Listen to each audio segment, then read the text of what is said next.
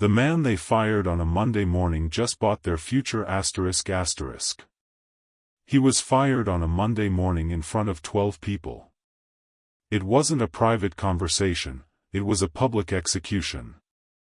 The man behind the desk, Charles Voss, had signed the paperwork 4 days earlier. He didn't fire Matthew because of performance. He waited for a crowd. Voss slid the termination notice across the polished table. No introduction. No cause. No hesitation.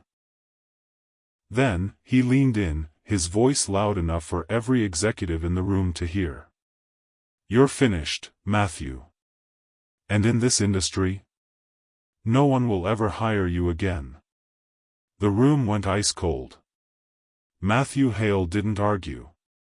He didn't raise his voice. He simply stood up, buttoned his jacket, and walked out. But what Voss didn't know, what no one in that room knew, was that Matthew had already seen something they had discarded. And he was about to buy it. The 4-day betrayal. To understand how Matthew ended up here, you have to look at the report Voss never read. Matthew had spent years at Corway Logistics studying market gaps. He saw the future of the Eastern Logistics Corridor before the maps were even drawn. But Voss didn't want vision, he wanted obedience. The morning of the firing, Matthew had arrived at 8:03 a.m., data in hand, ready to present. Voss didn't even look at it. He looked at Matthew the way a man looks at a problem he's already decided to stop thinking about. When Matthew read the date on his termination paper, *** signed last Thursday ***, it hit him. Every meeting, every late night, every minute spent preparing over the last 4 days had been a lie. He had been a ghost walking the halls, and he didn't even know it. The cardboard box and the $12 decision ***. The exit was clinical. 2 years of work fit into one moving box. A stapler, a photo of his son Lucas at the beach, and a USB drive. Security escorted him to the elevator with practiced politeness. He stepped out into a gray sky. His phone buzzed. It was Lucas. "Dad, what are we having for dinner?" "I want the pasta with the round things, star." Matthew stopped on the sidewalk, adjusting his only belongings. "Tortellini?" "Yeah, buddy. We can do that, star." The next 3 weeks felt like water draining from a sink. Steady. Quiet. Terrifying. 6 resumes sent, 6 rejections back. Some came within 48 hours, proof that a human hadn't even read them. Voss wasn't just firing him, he was blackballing him. Matthew sat at his kitchen table long after Lucas went to bed. On the counter lay a school permission slip. Cost, $12. He signed it without hesitating, but the silence in the apartment felt heavy. The ghost in the database ***. He wasn't looking for a job that night. He was looking for a way to breathe. He opened a tab for distressed industrial assets, the junkyard of real estate. That's when he saw it, Delray Industrial Park. Size *4.2 acres. Status listed for 3 years. Price reduced 4 times to an alarming number. Notes unsuitable location. Infrastructure in need of rehabilitation. But Matthew pulled up a second window, the Federal Corridor Planning Database. He overlaid the maps. Delray sat at the exact intersection of 2 planned rail line upgrades. In 4 years, it wouldn't be too distant, it would be the center of everything. The diner deal. Matthew reached out to a legend, Benjamin Cole, 32 years in the business. They met at a diner. Matthew didn't ask for money, he asked for an honest assessment. Benjamin looked at the data and then at Matthew. The rehabilitation alone will eat most of what you have. And the timeline is 3 to 5 years minimum. Zero guarantees. I know, Matthew replied. But I know the difference between a bad location and a location that isn't ready yet. Benjamin leaned back. The price, it's either a gift or a trap. I'll come in as a minority partner to cover the reserves. But Matthew, if you're wrong, this hurts both of us. The 18-month grind. The closing happened on a Friday. Lucas sat in the notary office drawing a truck with a driver wearing a cape. Outside, Lucas asked, "Did you buy the big warehouse, Dad?"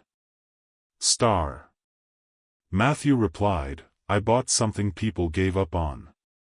The next 18 months were not glamorous. It was grinding, unglamorous work. Matthew hired a crew of 7 and paid them on time, even when it meant he had to sleep in the site office to save gas money. The crew saw it. They worked harder because the man in charge treated their time as valuable. By month 13, a former colleague emailed him. Corway had signed a massive northern expansion contract and was desperate for logistics partners.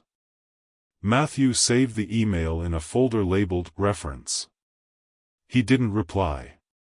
He went back to work. The CFO's visit.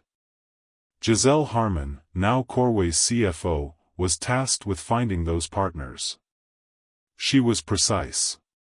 When her assistant dropped the shortlist on her desk, Giselle froze at rank number 4, Delray Industrial Hub. She drove to the site personally. She expected a presentation, she found a facility that was functional and deliberate. Matthew was there in a flannel shirt and work boots with dried concrete on the toes. They walked the facility for 40 minutes. Matthew answered every technical question directly.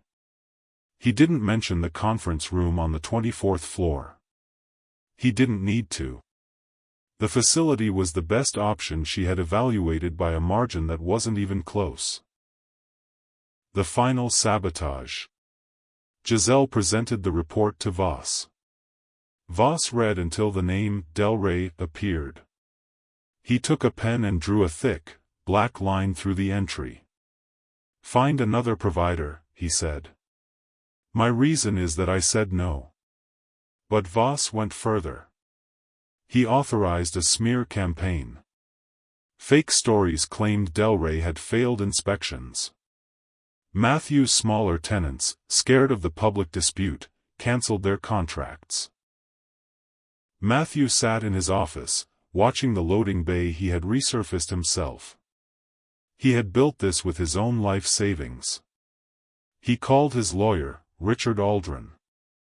Within 36 hours, Richard traced the sabotage directly to an internal Corway authorization code. The boardroom coup. Matthew didn't just sue for defamation. He sent a 20-page data analysis to Eleanor Marsh, a board member interested only in numbers that told the truth. He showed the board that Voss's personal grudge was costing the company $2.3 million every single year. At the board meeting, Giselle presented the truth. She showed the sabotage, the vendor accounts, and the financial loss. When Eleanor asked Voss to explain, he barked, "The board does not run this company. I do, Eleanor didn't flinch. The board selects who runs this company. That afternoon, Charles Voss was placed on administrative suspension. The empire rises ***. 6 months later, the dust had settled.